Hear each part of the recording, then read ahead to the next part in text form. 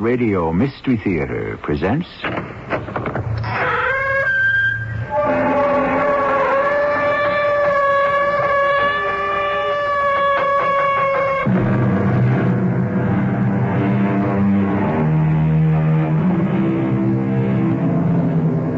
Come in. Welcome. I'm E.G. Marshall. Have you ever had the urge to peer through the windows of a strange house to see what transpires within? Have you ever wanted to open and read a letter not addressed to you? To intrude upon the confidences that do not concern you? Have you ever found yourself straining to catch the words that pass between two people you don't know and who don't know you? If you have, and I think there is no one who has not, then you have felt the itch of the eavesdropper, which is to learn secretly that which is private. I reached out my hand and touched him. He felt cold. I whispered the question softly. Softly. Then, without hesitation, I clapped my hands over my ears.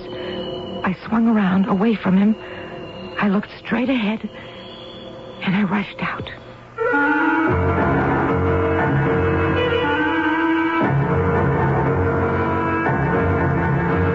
Our mystery drama, The Eavesdropper, was written especially for the Mystery Theater by Elspeth Eric and stars Terry Keane. It is sponsored in part by True Value Hardware Stores.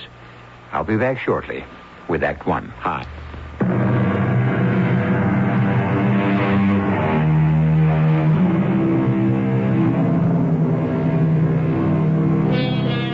Those who eavesdrop never hear good of themselves. So goes the old adage. And like most old adages which have been handed down to us through the years, it contains its own kernel of truth. But what of another employment of eavesdropping? Employment to a specific purpose. One which predates the adage by many centuries. One which we propose to tell you about now. It's so hard to tell what's right from what's wrong. Don't you think so? Yeah. I've always found it very difficult.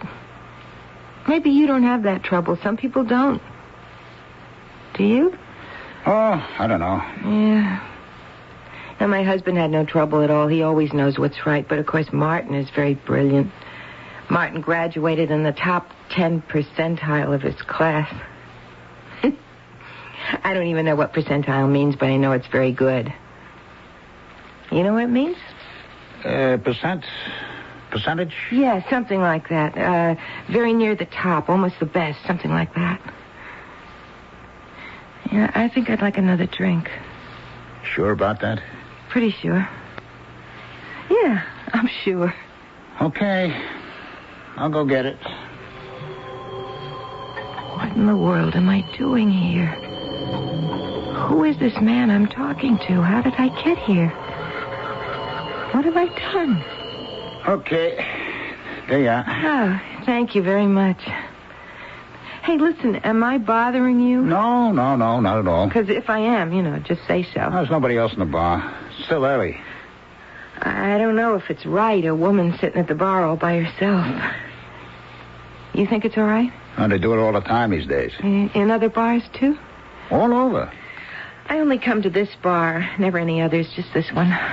That's so? Yeah, because the name of this one is the Hermes. You like the name, huh? Well, it's not that I like it so much. Listen, may I tell you something? It's kind of personal, but do you mind? What have I got better to do? The reason I started coming here to the Hermes Bar and Grill is because of something my husband Martin said one night around dinner time. He was sitting in his big chair, and I was sitting at the table. I just took a peek at the roast. It's almost done. Martin? Huh? The roast is almost done, I think. Huh. I cooked it a new way. Leg of lamb, Southern style, it's called. Fascinating. Wow. I I don't know if it's fascinating exactly, but it's interesting. You roast it just like a regular leg of lamb, but then half an hour before it's done, you start basting it. Fascinating. With this sauce. It has lemon and vinegar and ketchup in it. Absolutely fascinating. You mean the ketchup part? Is that what you mean? I thought it was peculiar myself. Myrtle. Don't you think? Oh. Yes, Martin. What is it? I am reading. Oh. Yes. Well, I'm sorry. If I have told you once, I've told you 500, 1,000 times, don't bother me when I'm reading. I didn't realize that you When you see me in this chair, under this lamp, with the light turned on and shining on a book which I am holding in my lap, when I am wearing my reading glasses... Sorry. I'm sorry. Don't you think you might deduce from all this circumstantial evidence that I am reading? I should have, yes. I should have. Well, now go baste your roast or whatever it is you're doing out there. So, how did the roast turn out? Oh, good. Very good. In fact, marvelous. You wouldn't think so, would you? But it was very good. I kid you not. I think I'd like another drink, if you don't mind. Well, no. I think I'm starting to feel better. Don't get the feeling too good now. Nice man. Very nice man. I like him. I really like him. I mean, I can talk to him. He listens. I mean, he really listens. And what's more, he hears me. I think he really hears me. I like him a lot. Here's your drink. Oh. What's your name? Me? My name's Myrtle Chapman. What's yours? Charlie. Charles. Everybody calls me Charlie. Even my wife. Everybody named Charles gets to be called Charlie sooner or later. It's in the cards. You married? 4 kids. 4? Yeah. Take it easy with that drink. You don't mind a little advice? Yeah, I want to finish what I was telling you. About the leg of lamb? Southern style. But it wasn't about that. It was about my husband, about my interrupting him when he was reading. Now, that was so dumb of me. I knew I wasn't supposed to do that. He told me over and over, but it seemed like when he was home, he was always reading. Always. Sometimes I'd take the Reader's Digest, I'd read that, but... Anyway, when the leg of lamb was almost done... Fascinating. Martin, coffee, tea, or milk? Martin? Do you want coffee, tea, or milk with your dinner, and do you want it with it, or do you want it later? Do I want coffee, tea, or milk? And do I want it with or later? I need to know. I don't want any of them now, since I am reading this book. I meant that What I shall want later will depend upon how I feel later. Do you think you could wait until later to find out if I want coffee, tea, or milk? Is it a good book? Fascinating. Oh, what's it about? Greece. Greece? Ancient Greece.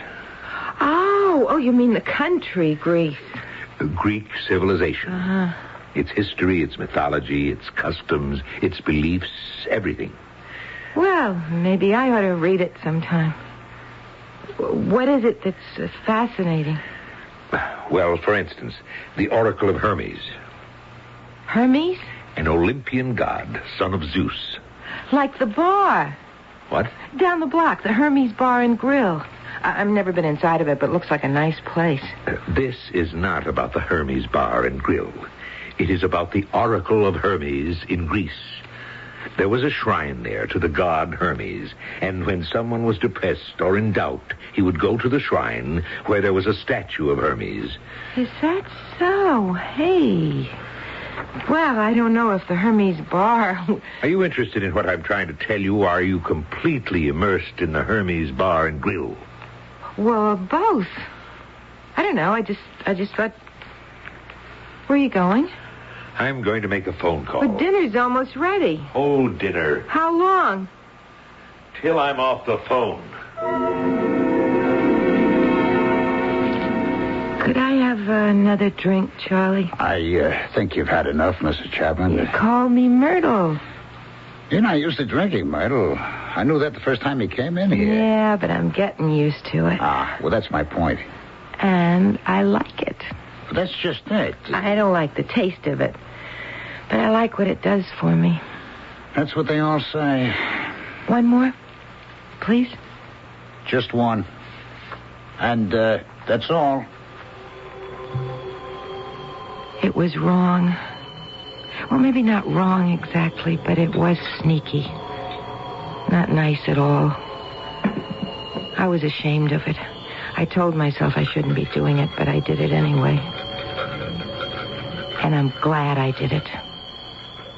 Because here I am in this nice bar and grill with this nice man, this Charlie.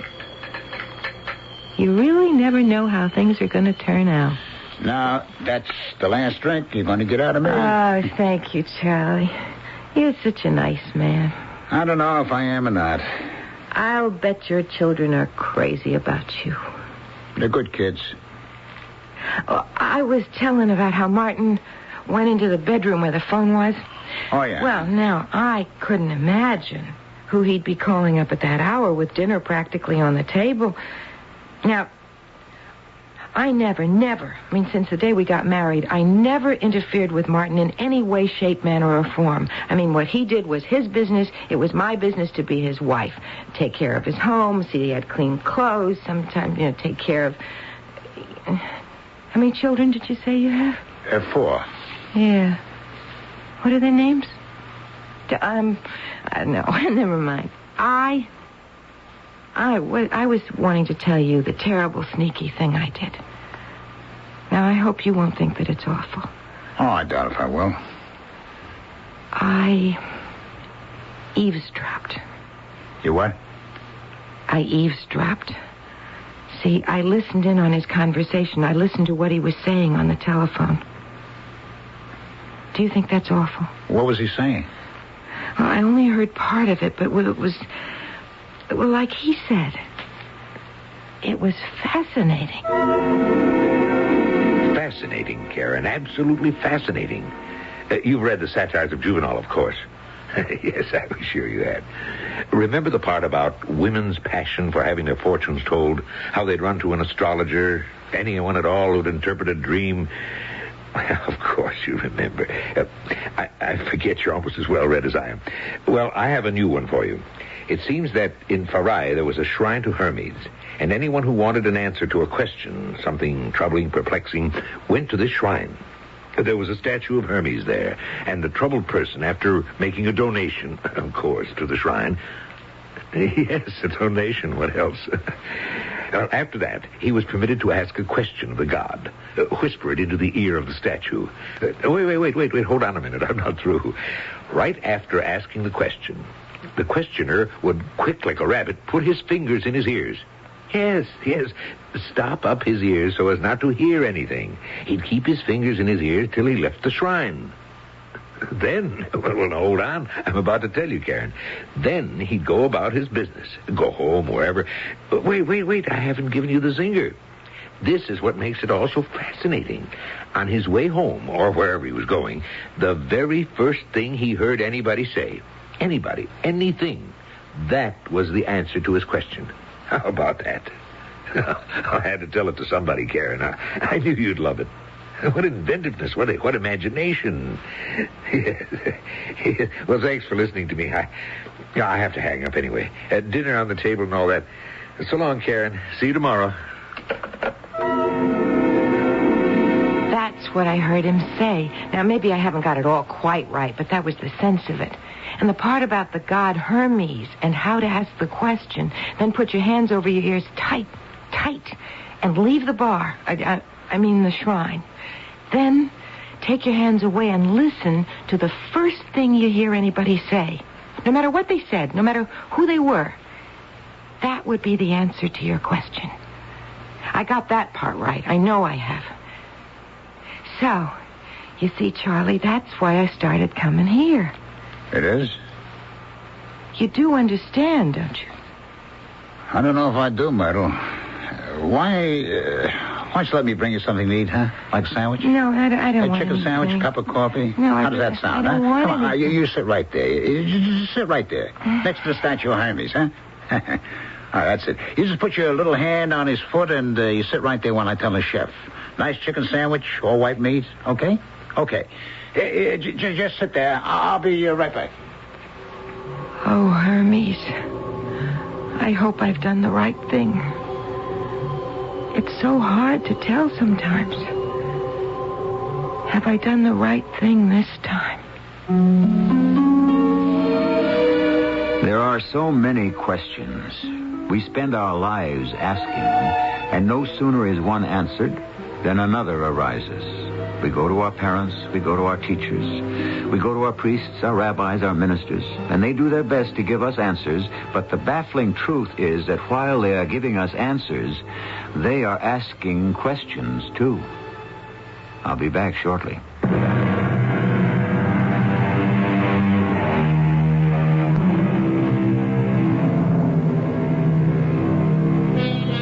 If our parents could not answer our questions, if our teachers could not, what really is wrong with going to a statue of Hermes, son of Zeus, and whispering in his ear, then stopping up our own ears with our hands and running away without waiting for an answer? Then, taking our hands from our ears, listening to the first overheard sentence uttered by anyone at all, and taking that for our answer. Makes as much sense to me as anything else. Here's your sandwich and your coffee. I don't know if you take cream or sugar. I brought you both. Oh, thank you, Charlie. You're very nice.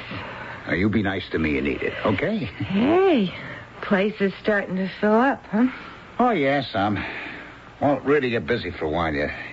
Hey, you trying to get rid of me? Oh, no. Because I'm going to stand right here to eat that sandwich.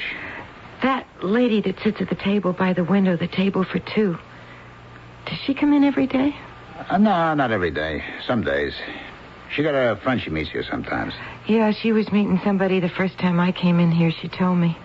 Eat your sandwich, wouldn't you? You see, after I heard Martin tell this Karen person over the phone about the shrine of Hermes, I thought to myself, why shouldn't it work here? What's so special about Greece? Don't you agree? At least drink the coffee. So huh? I came here. Well, when I walked in, the place was almost full. There was room at the bar, but there wasn't a single solitary table that didn't have people sitting at it. I didn't know what to do because I'd never been in this kind of a place before. I mean, no offense intended, Charlie. None taken, But Myrtle. I saw this woman sitting by herself at that table for two. And I walked over to her. Excuse me? Yes. I see you're sitting by yourself. Yes, but Would you mind if I... I'm expecting a friend. Oh. Well. But she's a little late. Or I'm a little early. If you want to sit down till she gets here. Oh, thank you. I'm not used to bars. I hardly ever... Well, thank you. My friend's shopping for furniture. She just got married. Oh, really? I'm married. I imagine she's staying in the stores till they all close. Oh, so hard picking out furniture. And my husband picked out ours. Really? You let him do that? Well, he's got wonderful taste, and I have trouble, making up my mind about things. I never know what's right. He always knows. Oh, I see my friend. She just turned the corner, and she's coming down the street. Look, I don't like to drive you away, Oh, no, that's all right. Oh, why don't you sit at the bar? Could I do that? Why not? This is a very nice place. Nobody's going to think you're here to pick up a man. There's a stool empty down at the end, right next to the bronze statue. Take that, why don't you? Is that a statue of Hermes? The Greek god Hermes? As a matter of fact, it is. Hermes, son of Zeus? They named the place after him. You're not eating. I will. If you give me another drink. Not till you finish the sandwich. I wanted to finish telling you about that day I first came in here when I met that lady. She was the one that showed me the statue of Hermes, this one here. I don't know if you remember that day, Charlie. There I was sitting here, right here next to Hermes, and pretty soon I would ask him the question that was perplexing me. I remember you came over to me and asked me what I wanted to drink. That's what bartenders do as a rule. Well, I didn't know what to order because I didn't know about things like that. And then you said, you remember what you said? You said, have a cream de menthe frap. And I said, all right. And you went off and you made it. Oh, I remember that. Yeah, I remember because when I came back, you weren't here. After I went to all that trouble. No, because while you were making the creme de menthe frap, do you know what I was doing, Charlie? Do you? What were you doing? I was standing up right here, like I am now, you see? You see how I can just reach Hermes' ear? Yeah? Well, I put my lips close to his ear, and I whispered into it. I whispered the question. Then I put my hands over my ears, and I ran out. But just as I got to the door, I took my hands away, and I heard that woman, I heard her say, just as plain, I can hear it now. She said, if you don't like it, send it back. Just like that. If you don't like it, send it back. And that was the answer to my question. You see? Myrtle, what was the question? Oh, the question was, does my husband love me? Hey, Charlie, I've eaten all the coleslaw. Now, could I have another drink? Yeah, I think I'll have one myself. Finish that sandwich. I'll try. So you whispered the question into the ear of Hermes here, his statue. Mm-hmm. You asked him, does my husband love me? Mm-hmm. Then you stopped up your ears and you hightailed it out of here, huh? Mm-hmm. But just as you got to the door, you heard the lady at the table by the window say, if you don't like it, send it back. That right? Mm-hmm. And, that was supposed to be your answer, right? That was my answer, Charlie. Run that past me again, huh, Myrtle? I don't get it. Charlie, the gods don't answer people just yes or no. They don't make it that easy. But the answer is there. You just have to find it. Well, did you find it, the answer? Not right away. The gods don't want you to find it right away. They want you to think about it. So after I left here, I went for a long walk to think. How could, if you don't like it, send it back? How could that be an answer to, does my husband love me? Yeah, how could it? Now, the first thing I thought was, this is silly. She's just talking to her friend about the furniture she was buying for her new home, her friend having just got married. Oh, that sounds reasonable. She was telling her if you don't like the furniture or some particular piece of furniture, why send it back to the department store where you bought it, right? Right. Then I thought, it popped into my mind what my mother told me. Your mother? When I was a little girl, I said to my mother, I said, Mother, where did I come from? How did I get here? You know how little girls ask these questions. Boys, too. Well, my mother got all red in the face and flustered, and she said, why, Myrtle, your father and I bought you at the department store. Well, of course, I know better now. I hope so. And I would never tell my little girl anything like that. If I had a little girl. I hope not. But that's what I was thinking when I was taking my walk. And I was remembering what happened a little while after I got married to Martin. What happened? I got pregnant. You're what? Pregnant. I'm pregnant. You're not. I'm going to have a baby, Martin. Oh, no, you're not. It's out of the question.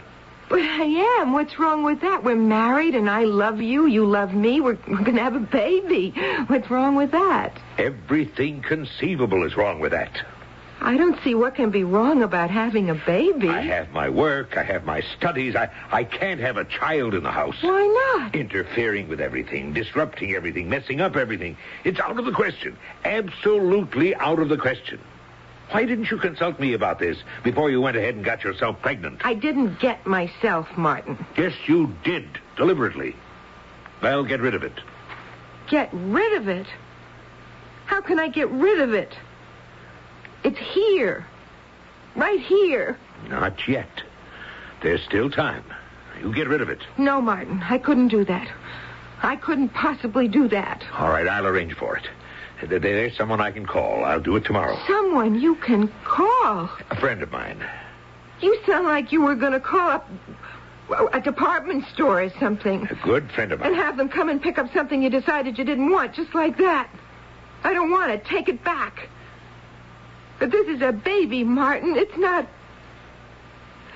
a table or a chair. It's a baby. Well, after I'd walked around for a while, thinking about the answer, thinking about the question, really, thinking about both of them, I did the shopping for dinner, and then I went home. Martin was sitting in his big chair under the reading lamp. I was very quiet. I walked on my tiptoes to the kitchen. I peeled the potatoes and shelled the peas very quietly. I put salt and pepper on the chops. This was all very soothing, you know what I mean? I mean, fixing food, getting it ready. It's very good for my nerves. Always has been. So after everything was prepared for cooking, I went into the living room where Martin was. Martin? Huh? I want to have a baby now, Martin. What's that? We've been married 8 years, and I think it's time to have Out of the question. I don't think it's out of the question at all. Well, it is. Just because you say so? Yes. Just because I say so. Please don't start reading your book again. The subject is closed. Just because you say it is. Yes. I see.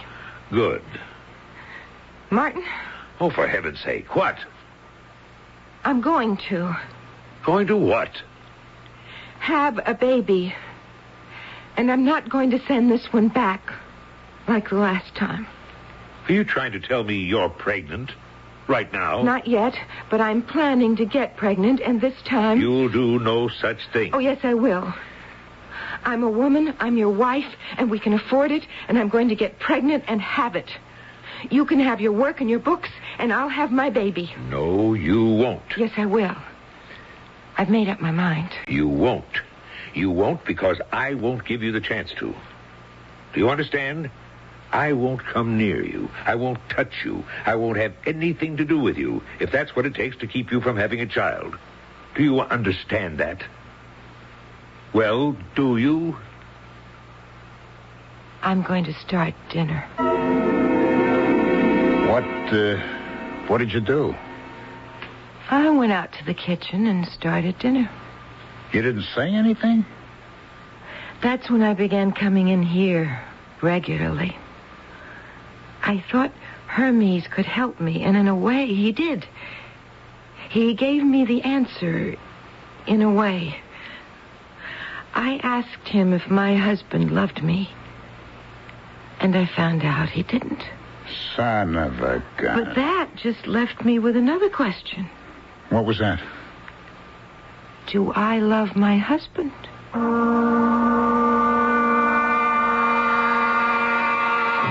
Life can be seen, if you so choose, as one question after another. Just as we find an answer, another question arises. Or, and this is enough to take the heart out of anyone, the answer we find turns out to be inadequate. The solution we arrive at, no solution at all. I really think it remarkable that we make our way through life. The best that can be said for us is that we keep trying. I'll be back shortly with Act 3.